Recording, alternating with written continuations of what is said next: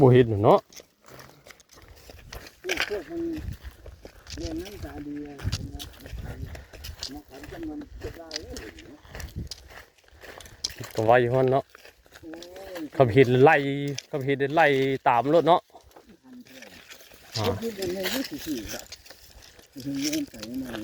พลาดไปตัวนึงออกข้างหรือว่าเลนกลับไปหู้แล้วว่าเลนกลับไปแล้วเฮ้ยไม่ใช่ถึงนอนน้ำเด็กเข้ามาแต่ชายหนึ่งวันข้าวเด็กที่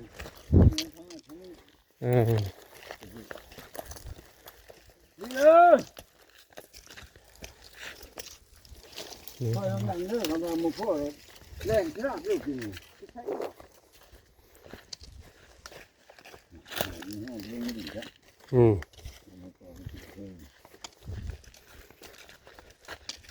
เอาแต่สุดนี่เข้าไปเลยวะ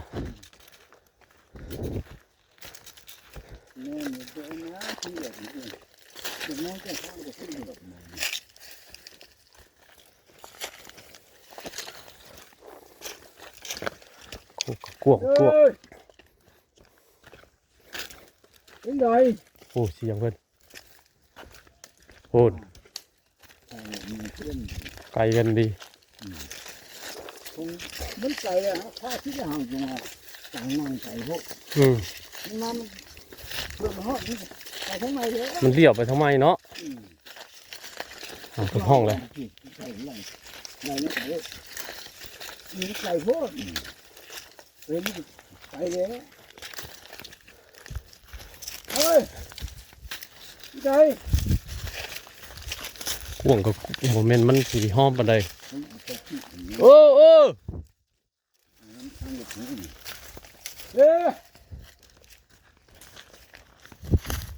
อะไรมา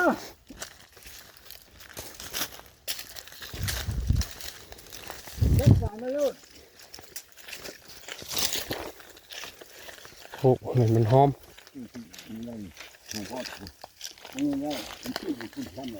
นั่นแหละอย่างกว้างโพดใจกว้างโพด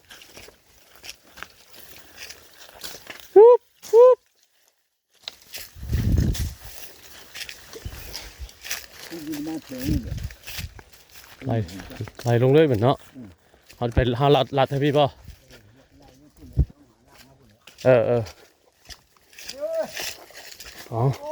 เอาอีกพี่ลงไปพลาดไปแล้วตัวนึงกินนี่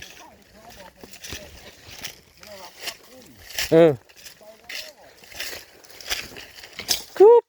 บเสียงห้องเลยโอ้เสียงห้องไกลดิวุบโอ้เสียงห้องไอ้ตัวเว้ยฮะ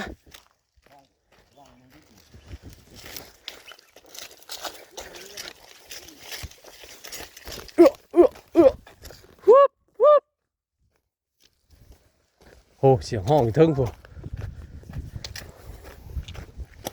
เด้อย่อเข้าทั้งนั้นมาเล่นตามป่าตามโคก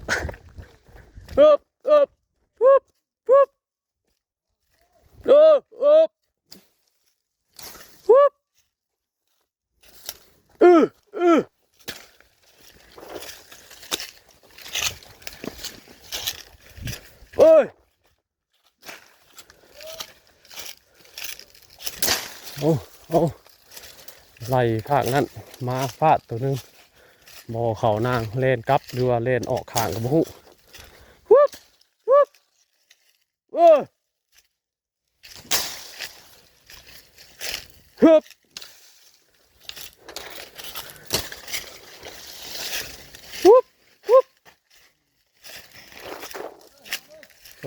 นี่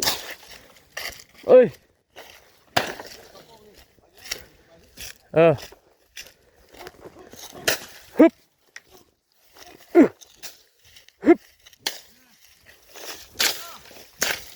ห็นมันเล็กน้อยไปจะได้เห็นหรือบ่มันนี่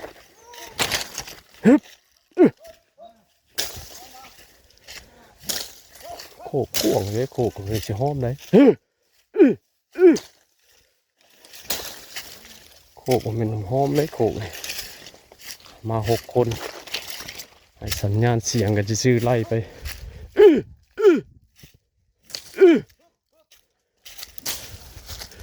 คุบคุบคุบคุบเฮ้ย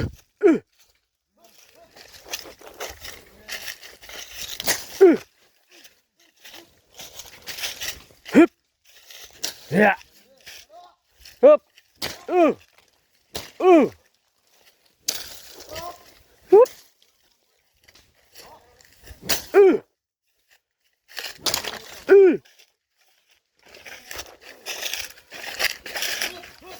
ฮึบ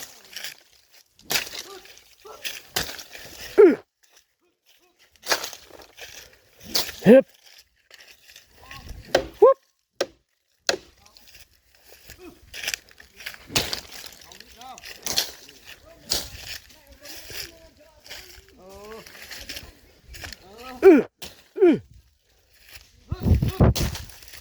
ฮึบกึบกึบฮึบ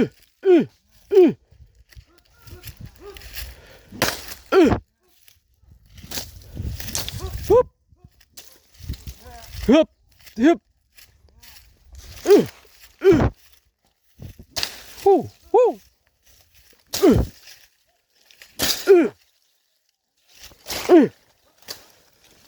ไล่ไปใส่นางต้องไปป้องเขานางพวกคนตีภาพหนากันไปเลยโอ้โหทางอื่นก็จะเคยไล่แบบนี้บ่มีวิธีเฮ็ดบ่โอ้โหคือกันเนาะใช้นางใช่ปะไก่นางกันโคกกู้กู้ของเขาคนยังเคยได้นะเทือ2เทือ3คนนะแต่ว่ามื้อนี้มันสิหมานเลยบ่มาลุ้นกันเล็กน้อยได้บ่ได้ปุ๊บปุ๊บเออ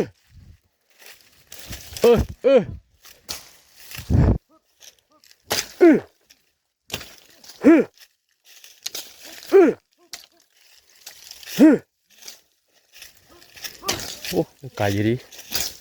ปุ๊บ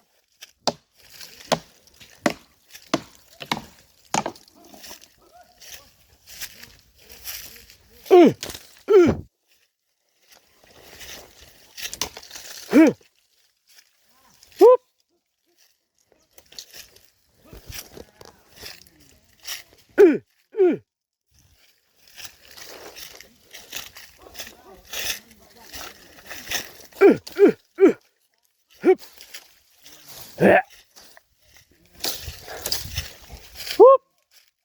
ฮอดเลยโบเห็นเดี๋ยวมาฮอดนางเลย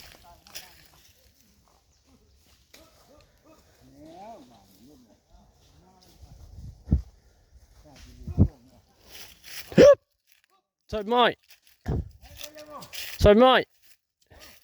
ฮอดนางแล้ว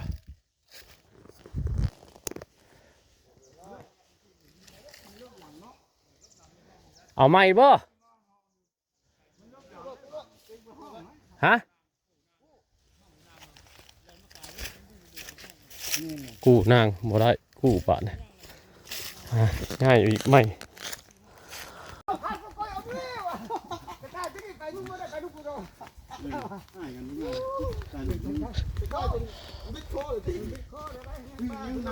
ง่ายเพราะเมื่อยพี่น้องเลย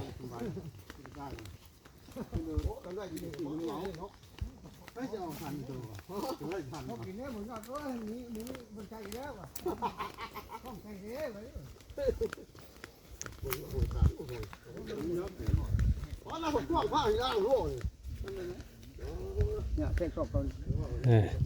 เทคชอบเลย โอ้ยมันเข้านี่ขึ้นนะเทคโซเข้านี่เมื่อยพี่น้องเอ้ยฮอนนาดี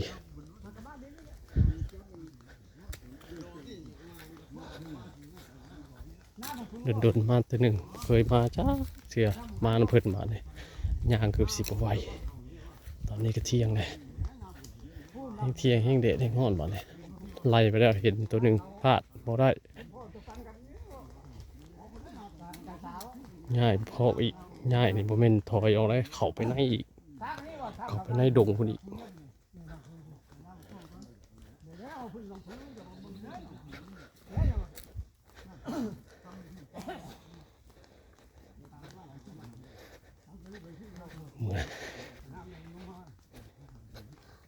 เดี๋ยวติดตามเมื่อกี้พี่น้องเลยเดี๋ยวถ่ายเบิ่งยาวๆอีกเนาะตอนนี้กำลังเดินทางออกจากหมู่ไล่ครั้งแรกแล้วจะเข้าไปอีกข้างในพุ่นมาเลยเอาไว้เอาไงเมื่อยครับกระดีบ่าสู้ว่าเท่าเป็นว่าไรมาดิเป็นพันนะดิเพราะว่าเป็นพรานน้อยว่าเชี่ยวชาญในการมาป่าขึ้นทั้งโคกหาอยู่หากินทั้งโคกทั้งอย่างนะเขาแบบโบเคยไปแบบนี้เชื่อเพราะว่าเป็นคนเคยไปดงไปป่าหาอยู่หากินตามป่าตามดงเนาะลุงใหญ่บัดไปทางใดก็ส่วนลายกับชีวิตเจเอารถไปเนาะไปตึกปูตึกปลากับขี่รถมามันนี่เพราะว่าย่างป้าลงสุดยอดเลยเมื่อยตามโคกเอ้ยนี่ในนางเป็นในคอดนางอันนี้เฮ้ยเดี๋ยวลงไปน้ำบ่ได้หน่อยเสาเมื่อยแห้งเลยดิก็ขานี่จนสีก้าวบ่ออกเลยมาไก่ขนาดมานี่มาทางดงดีเราเลยปกดงเนาะปกตินี่เพิ่นที่มาดงนี่เกือบเป็นมือบ่ได้จักยากก็อันนี้เป็นยางมาไล่ตายไล่เปาะมานำเลยเขามาพี่ตอนนี้ยังบ่ได้อยู่พี่น้อยหากะมาหม่งที่สองง่ายแล้วง่ายหม่งหนึ่งพลาดไปเห็นอยู่ก็ได้แต่ว่ามันก็พลาดไปหม่งเสร็จง่ายมาหม่งสองบาทโอเคเนาะเดี๋ยวทีถ่ายให้เบิ่งอีกเนาะ